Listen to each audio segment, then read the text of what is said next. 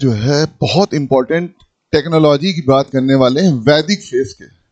आप कहेंगे सर वैदिक फेज में टेक्नोलॉजी की बात कैसे हो सकती है? बिल्कुल हो सकती है। आज अगर 5G 7G 4G चल रहा है, आज अगर एक्स चैट चल रहा है, व्हाट्सएप चल रहा है, तो आप आज से 1700 ईसा पूर्व में क्या सोच सकते हैं? 1750 ईसा पूर्व या 2000 ईसा पूर्व या 800 ईसा पूर्व में अगर कोई ऐसी टेक्नोलॉजी आ जाए जो मानवीय जीवन को प्रभावित कर सकती थी, तो वो क्या हो सकती थी? तो वो हो सकती थी लौह युगीन संस्कृति। लौह युगीन संस्कृत में आज हम पढ़ने वाले हैं, क्या पढ़ने वाले हैं? आज हम पढ़ेंगे कि ये कहाँ कहाँ पर किस तरीके से साइंस टेक्नोलॉजी में इसको यूज किया गया, कहाँ पर मानव विकास में, सभ्यता में, संस्कृत में इसका उपयोग किया और उसका उपयोग किन चीजों में किया गया। ये सारी चीजें हम यहाँ से जानने की कोशिश करेंगे। तो चित्रित धूसर मृदभांड, ताम्र और कांसे के प्रयोग के बाद मनुष्य ने लौह धातु का ज्ञान प्राप्त कर लिया। ये जो धातु है, आपको पता है कि धातु विज्ञान होता है। स्पेशली अगर हम इसको मानव के विकास में प्रयोग कर रहे हैं तो ये विज्ञान का एप्लीकेशन हो जाता है और यही चीज साइंस कहलाती है। इसका प्रयोग काहे में होता था? तो आपको पता है कि कोई भी नई टेक्नोलॉजी जो है वो अस्त्र शस्त्र के रूप में, कृषि उपकरणों के निर्माण में प्रयोग की जाती है। यानी कि मानव सभ्यता में दो ही चीजें हैं, अपने आर्थिक संसाधनों को सुरक्षित रखना, दूसरे के आर्थिक संसाधनों को अपने कब्जे में करना और अपनी सुरक्षा करना। कुल मिलाकर के यही एक टेक्नोलॉजी का सबसे बड़ा रोल होता है। उसके बाद सारी चीजें उसमें सम्मिलित होती हैं। इसके फलस्वरूप मानव जीवन में क्रांतिकारी परिवर्तन हो गया। जब क्रांतिकारी परिवर्तन हो जाता है तो वही चीज जो है तकनीक का अनुप्रयोग हो जाती है, एप्लीकेशन ऑफ द साइंस हो जाती है। उत्खनन के फलस्वरूप भारत के उत्तरी, पूर्वी, मध्य और दक्षिणी भाग के लगभग 700 से भी अधिक पुरास्थलों से लौह उपकरणों के प्रयोग के साक्ष्य जो है मिले हैं। इसका मतलब है कि भारतीय संस्कृत जो है वो इससे आर्थिक क्षेत्र में और राजनीतिक क्षेत्र में और उसके बाद सामाजिक क्षेत्र में बहुत अच्छे तरीके से प्रयोग हुई। उत्तर भारत के प्रमुख जो स्थल हैं वो अतरंजी खेड़ा है। ये क्वेश्चन कई बार आता है। आलमगीरपुर जो मेरठ के पास हिंडन नदी पे है, अहिशक्त बरेली के आसपास का क्षेत्र, अल्लाहपुर, ये सब मेरठ के क्षेत्र हैं। खलोवा, नेह, रोपड़, बटेश्वर, हचनापुर, श्रावस्ती, कामपिल, जखेड़ा आदि हैं। इसमें से हचनापुर के जो उत्खनन की जो सामग्री है वो बाद में प्रकाशित भी की गई। कुल मिला के अगर आपसे क्वेश्चन पूछा जाएगा तो क्वेश्चन आपसे ये पूछा जाएगा कि भाई भारत में लोहे की खुदाई का या लोहे का सबसे पहला प्रमाण कहाँ से मिलता है? तो आपका आंसर हो जाएगा सर अतरंजी खेड़ा। तो आपसे ये क्वेश्चन पूछा जाएगा भाई अतरंजी खेड़ा किस लिए प्रसिद्ध है, तो आप कहेंगे कि भाई वहां से लोहे के साक्ष्य प्राप्त हुए सबसे पहले।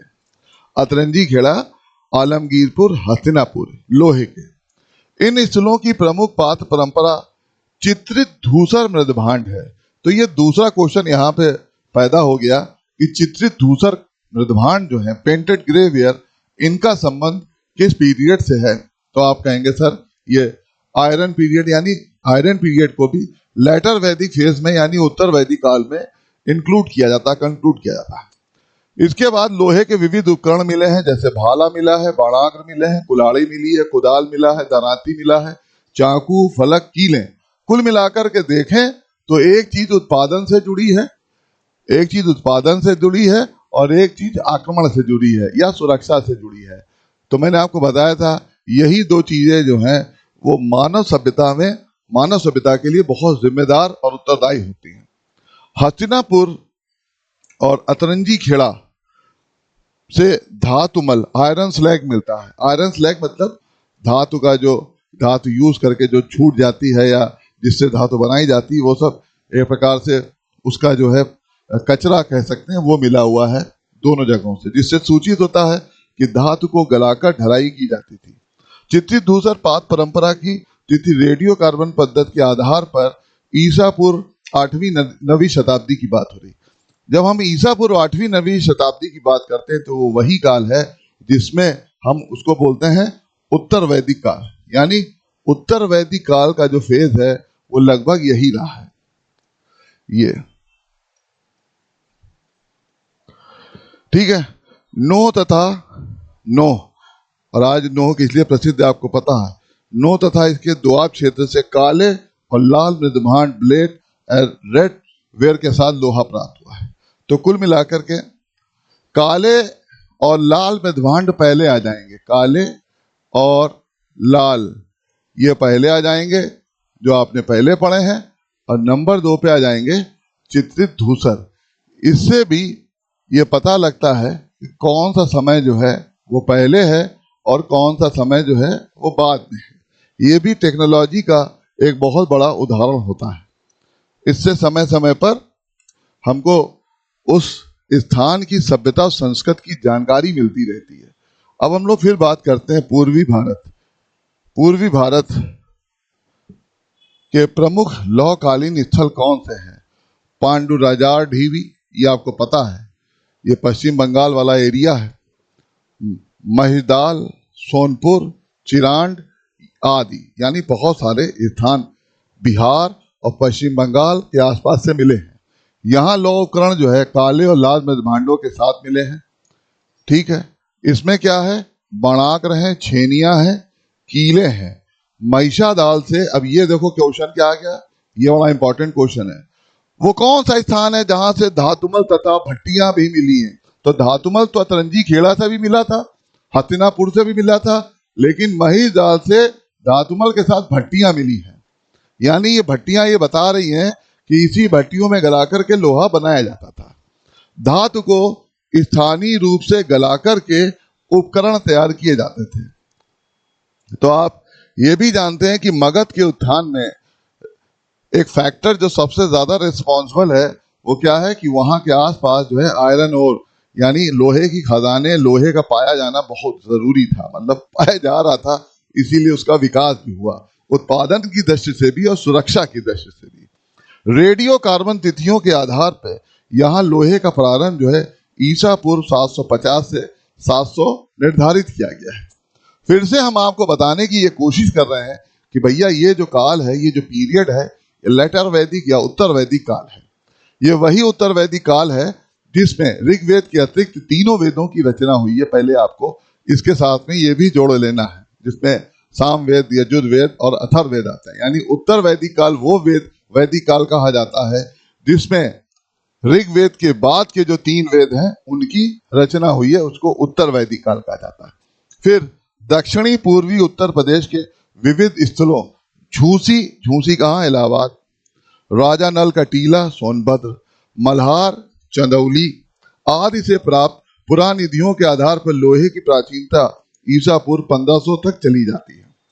तो अब आपसे क्वेश्चन आएगा कि भाई राजा नल का टीला कहाँ है? तो आंसर हो जाएगा सोनभद्र। किस लिए प्रसिद्ध है? क्योंकि यहाँ से लोहे के उपकरण मिले हुए हैं। समझ में आ रहा है? तो इसी प्रकार मल्हार चंदौली का क्या रोल है? तो मल्हार चंदौली का रोल जो है वो इसीलिए है कि वहां से लोहे के उपकरण मिले हुए हैं। झूसी, इलाहाबाद भी, ये सारी चीजें क्या है? ये टाइम पीरियड यानी संस्कृति और सभ्यता की अवस्थाएं जो है वो प्रदर्शित करती हैं। तो इसी प्रकार से ये नाम आते हैं। तो फिर मैं अगर आपसे क्वेश्चन पूछ दूं कि भाई ऐसा कौन सा प्लेस पूर्वी भारत में मिला है जहां पे क्या प्राप्त हुआ था? जहां से प्राप्त हुआ था लोहे, आयरन स्लैग, लोहे का जो पूरा अवशेष थे, और वहां से क्या मिला था? वहां से मिला था भट्टी। इसको जो है बोला जाता है धातुमल भी बोलते हैं। और ये दोनों चीजें कहां से मिली हैं? तो आपका आंसर क्या हो जाएगा? आपका आंसर हो जाएगा, ये आंसर ही आपको बताना है। किसी भी चैप्टर को याद करने के लिए जरूरी है कि उस चैप्टर में बीच बीच में क्वेश्चंस को देखते रहें।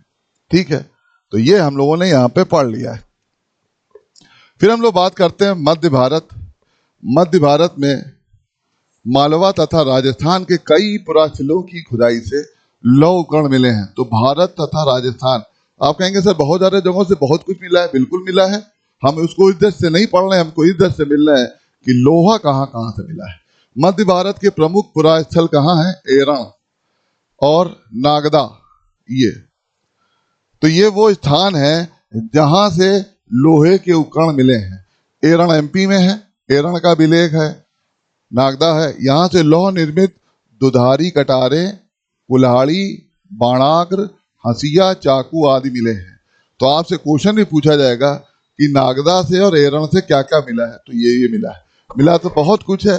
मैं आपको क्वेश्चन देता हूँ, वो क्वेश्चन देख के बताइएगा कि एरण से 510 ईस्वी का एक एडी का एक अभिलेख मिला है, एरण अभिलेख, वो किस लिए प्रसिद्ध है। तो जो लोग कमेंट करके पूछेंगे, मैं उसका आंसर ही उस व्यक्ति को दूंगा जो कमेंट में होगा, अगर आप पढ़ रहे हैं तो। बहुत इंपॉर्टेंट है। अब एरण तथा नागदा की प्रारंभिक सांस्कृतिक जो है, वो संस्कृति कैसी है। प्रारंभिक संस्कृति जो है ताम्र पाषाणिक है, यानी लोहे से पहले की है, लोहा बाद में मिला हुआ है, जिसमें बाद में लोहा जुड़ गया। प्रारंभ में ऐसा माना जाता था कि एरण तथा नागदा में ताम्र पाषाणिक संस्कृत के तत्काल बाद ऐतिहासिक युग शुरू हो गया। फिर वही क्वेश्चन आ गया, ऐतिहासिक युग यानी वो युग जहां से लिखित साक्ष्य प्राप्त हुए। ऐतिहासिक युग का मतलब क्या है, जहां से लिखित साक्ष्य प्राप्त हो रहे हैं, लिखने के साक्ष्य प्राप्त हो रहे हैं, उसको ऐतिहासिक युग कहा जा रहा है। लगभग 700 से 600 ईसा पूर्व, और इसी में लोहे का प्रयोग होने लगा। किंतु अब यह स्पष्ट हो जाता है कि दोनों के बीच में कुछ व्यवधान था। इसी व्यवधान काल में लोहे का प्रयोग प्रारंभ हुआ। बेसिकली जब आप 700 से 600 ईसा पूर्व के बीच में आते हैं, तो इसी काल को, इसी पीरियड को महाजनपद फेज या महाजनपद काल भी कहा जाता है। और द्वितीय नगरी क्रांति, सेकेंड अर्बनाइजेशन फेज भी इसको कहा जाता है। तो ये कई नामों से जाना जाता है। अब हम लोग बात करते हैं, A.R. बैनर्जी ने इसकी तिथि ईसा पूर्व 800 निर्धारित की है। एरण में लौह कालीन स्थल की 3 रेडियोकार्बन तिथियां मिली हैं, जो कि यह ईसा पूर्व 140, 110, ईसा पूर्व 1270 और ईसा पूर्व 1239। कुल मिलाकर के ये 3 पद्धतियां जो है, ये 3 तिथियां जो है, ये बताई जाती हैं। तो आपसे पूछ लिया जाएगा, भाई एरण और नागदा, एरण और नागदा से किस प्रकार की संस्कृतियां मिली हैं। क्या केवल ताम्र पाषाण काल की मिली है, ताम्र पाषाणिक मिली है? क्या केवल ताम्र पाषाणिक मिली है? नहीं, ताम्र पाषाणिक भी है। और क्या केवल लौह वाली है? नहीं, लौह वाली भी है। यानी 2 संस्कृतियां मिली हैं, ताम्र पाषाणिक और लौह काल। अब मेरा क्वेश्चन आपसे ये हो जाएगा कि भाई अगर ताम्र पाषाणिक मिली हुई है, तो इस काल के जो बर्तन होंगे, मृदभांड होंगे, मिट्टी से बने हुए बर्तन होंगे, वो किस कलर के होंगे? तो आप बता देंगे सर काले और लाल रंग के होंगे, काले एवं लाल रंग के होंगे। लेकिन जो लौह काल के मृदभांड मिलेंगे, लौह काल के, वो कैसे मिलेंगे? वो मिल जाएंगे चित्रित धूसर, पेंटेड ग्रेवेयर मिलेंगे ये। और इसी प्रकार से आपके क्वेश्चन जो है, वो हर एक चैप्टर से निकल करके आते हैं। अगर मैं आपसे अभी यहीं पे पूछ दूं कि महिष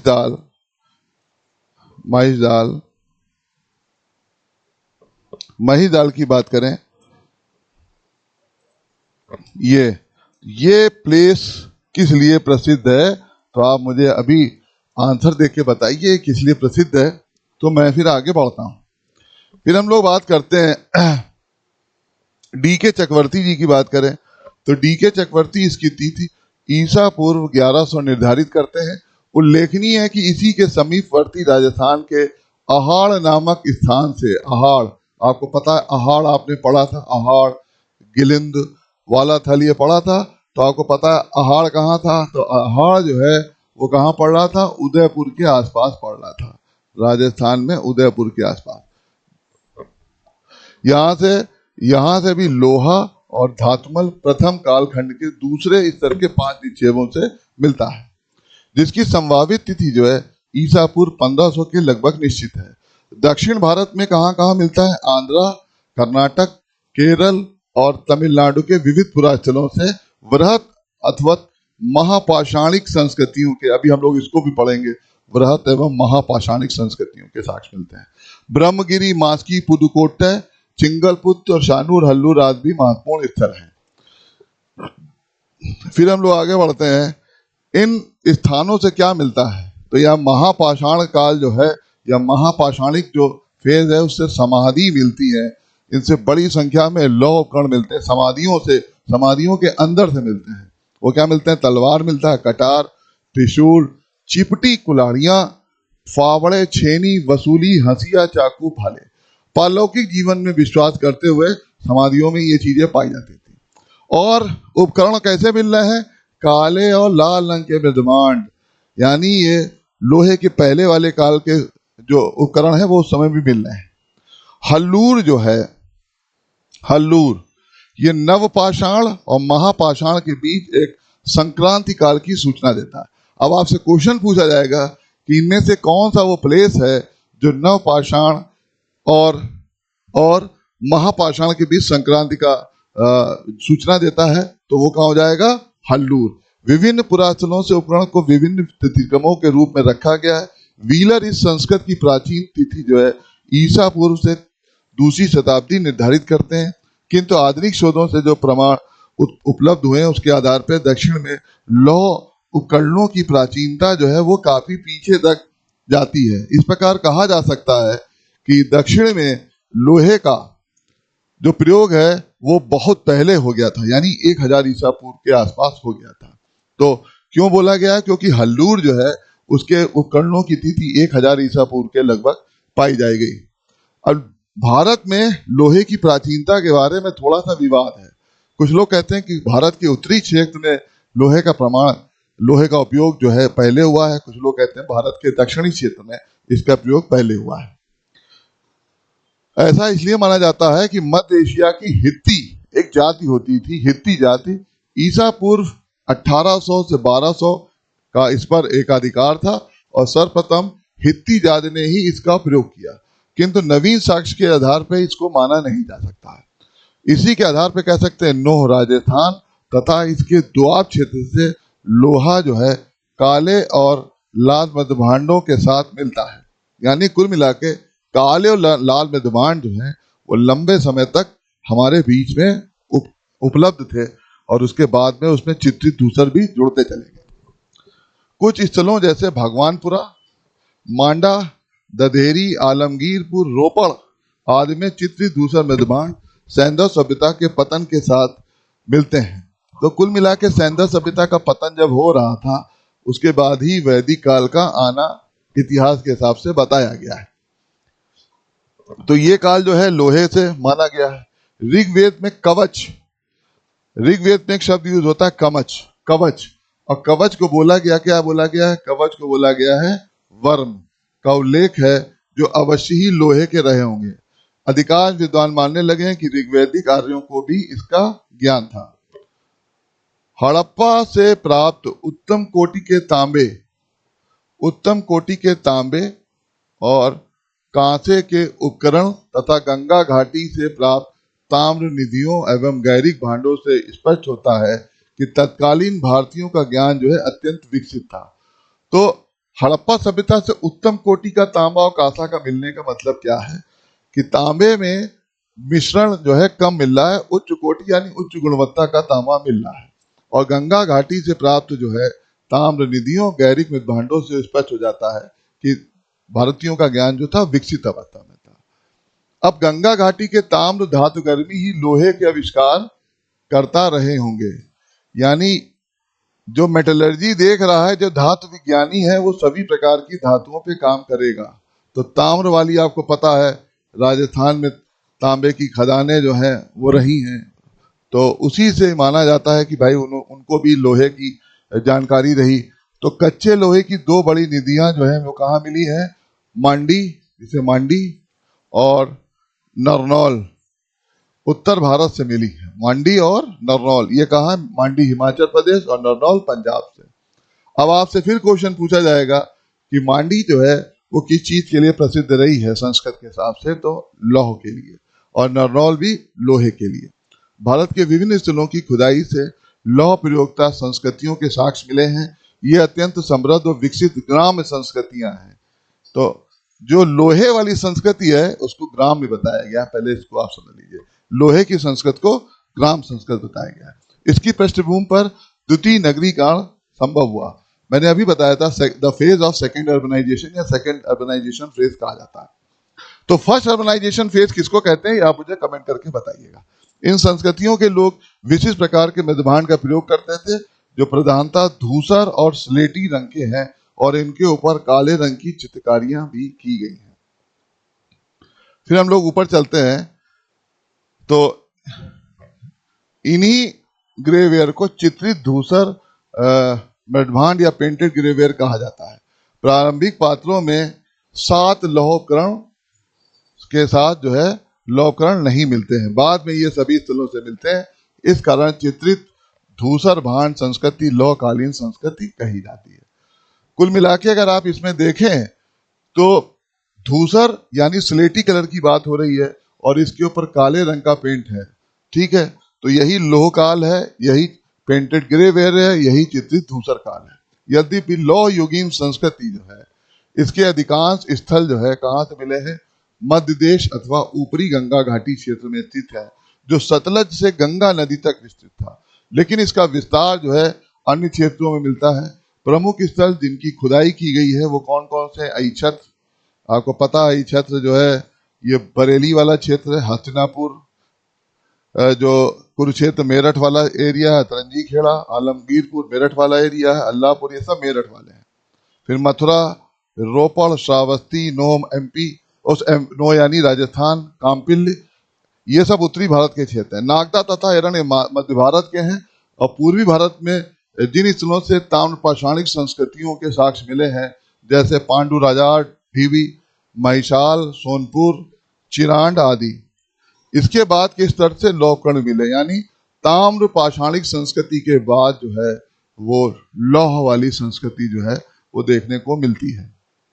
फिर दक्षिण की बात करें, यानी भारत के दक्षिण में बृहत पाषाणिक समाधियों के स्थल से लौहकरण ये मिलते हैं। बृहत पाषाणिक, मैंने आपको बताया था कि समाधि के अंदर क्या क्या चीजें मिली थी। और ईसा पूर्व 1000 से 600 तक भारत के सभी भागों के जो अस्त्र शस्त्र हैं, उपकरण हैं, वो काहे के बने हैं, वो लोहे के हैं। हस्तिनापुर तथा तरंजी खेड़ा, ये 2 नाम बार बार आ रहे हैं, यहाँ से लौह धातुमल और भट्टियां मिलती हैं। इससे पता चलता है कि यहाँ के निवासी लोहे को गलाकर विविध प्रकार के उपकरण मिलाते थे। तो कृषि संबंधी और सुरक्षा संबंधी जो चीजें हैं वो यहाँ से मिलना चालू होती है। इससे कृषि उत्पादन भी बढ़ेगा। अब भारत में लोहे की प्राचीनता के बारे में बात करते हैं तो जैसा हम लोगों ने ऊपर पढ़ा है, सिंधु घाटी की सभ्यता जो है वो कैसी है, कांस्य युगीन है। इसके बाद भारत में कैसी आती है, लौह युग का प्रारंभ होता है। यानी सबसे पहले जो है वो कांस्य युगीन आ जाता है और उसके बाद जो है लौह युगीन आ जाता है। ये देखिए, ठीक है। कुछ विद्वानों का मत है कि सर्वप्रथम हित्ती नामक जाति, जो अभी हमने डिस्कस किया था, हित्ती नामक जात ने इसका प्रयोग किया था और उनका साम्राज्य था। और 1200 ईसा पूर्व के लगभग इस साम्राज्य का विघटन हो गया। बाद में ये चीजें, टेक्नोलॉजी तो जो थी वो दूसरे देशों में फैल गई।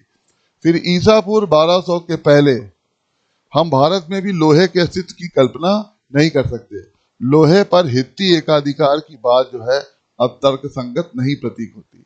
अब थाईलैंड की बात करें तो बानेची नामक पुरा स्थल की खुदाई से स्त्री के संदर्भों में ढला हुआ लोहा मिलता है, जिसकी तिथि ईसा पूर्व 1200 से 2000 के मध्य निर्धारित की गई है। इस प्रमाण से लोहे पर हित्ती एकाधिकार की बात मिथ्या साबित हो जाती है। नोह यानी भरतपुर, राजस्थान तथा इसके दुआब वाले क्षेत्र में लोहा कृष्णा लोहित मृदभांडो ब्लैक एंड रेड वेयर के साथ मिलता है। ये जो लोहा है कैसे मिल रहा है, ये कृष्ण लोहित मृदभांड ब्लैक एंड रेड वेयर के साथ मिलता है।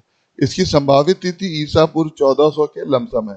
यानी जब भी हम पहले की तरफ जाते हैं तो कांस के साथ कुछ काले लाल मृदभांड, उसके बाद जो तान पाषाणिक संस्कृति देखने को मिल रही है, काले लाल मृदभांड, और उसके बाद जहाँ से लोहा मिल रहा है वहाँ से भी कुछ काले लाल मृदभांड है। लेकिन उस समय के जो प्रमुख पात्र हैं वो कैसे हैं, चित्रित धूसर। लौह काल के प्रमुख मृदभांड कैसे हैं, चित्रित धूसर मृदभांड है, ठीक है।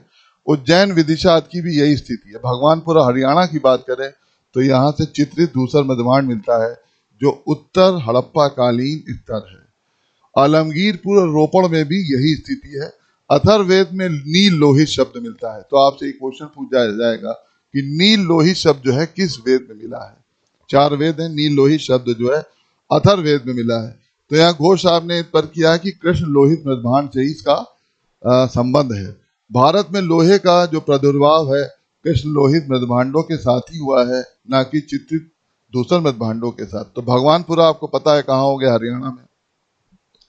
तो इससे जो है ये ऋग्वैदिक काल से भी इसको जोड़ा गया है।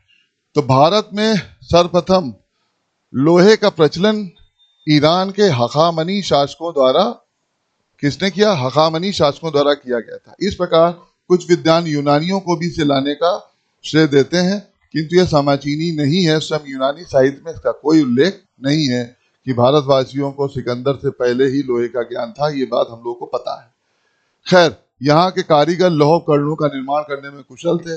ऋग्वेद में भी तीर, भाल, नोक, ये सब चीजें, कवच वगैरह मिलता है। एक स्थान पे कवच और शत्रुओं से दुर्ग बनाने के लिए सोम का आवाहन भी किया गया है। अब हम बात करते हैं गालव।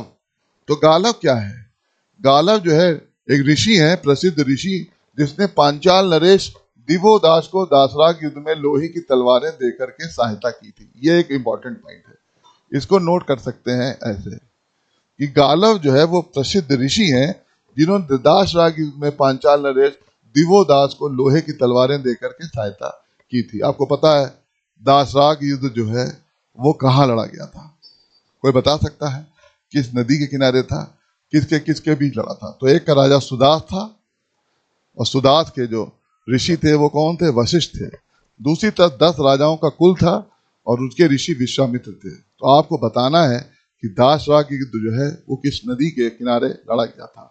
तो मैं देख लेता हूं अगर आंसर आपका आता है। तो आंसर है रावी नदी, ठीक है, परुष्मणी नदी के किनारे था। और इन्होंने अपने पुत्र का नाम लौही रखा था। यह कितना दुर्भाग्यपूर्ण है कि हम मितन्नियों और हित्तियों को लोहे का आविष्कारकर्ता सिद्ध करने के लिए उदाहरण देते हैं, लेकिन भारत में ही ये उदाहरण मौजूद है। गंगा घाटी से प्राप्त ताम निधियों गैरिक मृदभांडों से स्पष्ट हो जाता है कि भारतीयों का तकनीकी ज्ञान जो है वो अत्यंत उन्नत किस्म का है। इस प्रकार से हम लोग जो है अफ्रीका के समान भारत में भी आदिम जनजातियां रही हैं जो कि देशी तकनीक से लोहा बनाती थी और बर्तनों का व्यापार करती थी। तो बर्तनों का व्यापार जो करने वाली जो जातियां हैं वो अफ्रीका में भी रही हैं और भारत में भी रही हैं। दक्षिण भारत में लोहे की बहुलता को देखते हुए यही निष्कर्ष निकलता है कि यहाँ लौह तकनीक तंत्र का एक स्वतंत्र आरंभिक केंद्र था। तो अब हम लोगों ने देख लिया कि लौह काल जो है वो बहुत एक इम्पॉर्टेंट काल रहा है टेक्निक की दृष्टि से। और इस काल में हम ये भी देख लेते हैं कि भाई किस तरीके से इन्होंने हमारी संस्कृत को प्रभावित किया, किस तरीके से हमारे जगह को प्रभावित किया। तो आज हम लोग इस लौह काल को यहीं पे फिनिश करते हैं। आगे हम लोग फिर से मिलेंगे क्वेश्चन आंसर के साथ में। तब तक के लिए थैंक यू।